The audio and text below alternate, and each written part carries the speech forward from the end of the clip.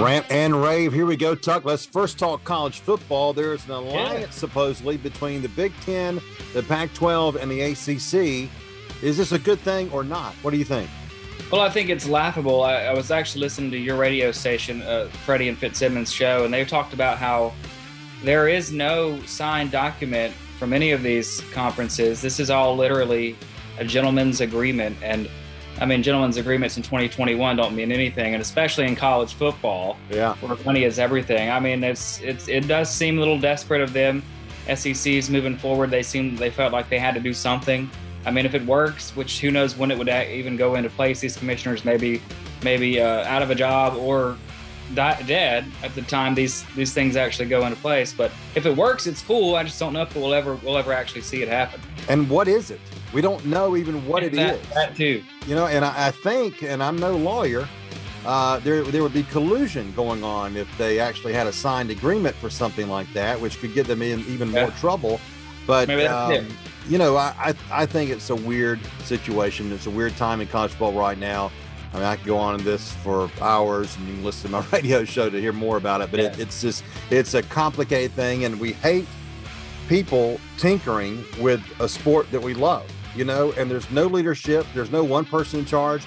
And look, if there's no one person in charge, Greg Sankey may say, the commissioner of the SEC, if I can get more teams and you guys are trying to collude against me, why do I care about the Big Ten and the Pac-12 and the ACC? I'm looking out for my own interest, and the heck with you. And that's going to mean a mess in college football if that were to happen. I think that's something that really worries me. Falcons in their last preseason game this weekend. Did they actually upgrade their quarterback situation with the injury to A.J. McCarron and the addition of Josh Rosen? You know, Tuck, look, backup quarterback, okay, you hope you don't have to use them, right? It's not often we have this much of a fuss over a player we hope never plays. But if Matt Ryan were to get hurt, you don't want to be in trouble. And, you know, I think it's a wash. I mean, hopefully Rosen, if he's pressing the service, could be okay. I'm not going to hold my breath because I hope he's not used. Yeah, I'm with you. If Ryan's hurt, they're in trouble, whether it's Rosen, McCarron, which it could have been, or Felipe Franks. We'll see how Rosen does in the preseason game this weekend, but there's a reason he's bounced around so many teams after being a first rounder.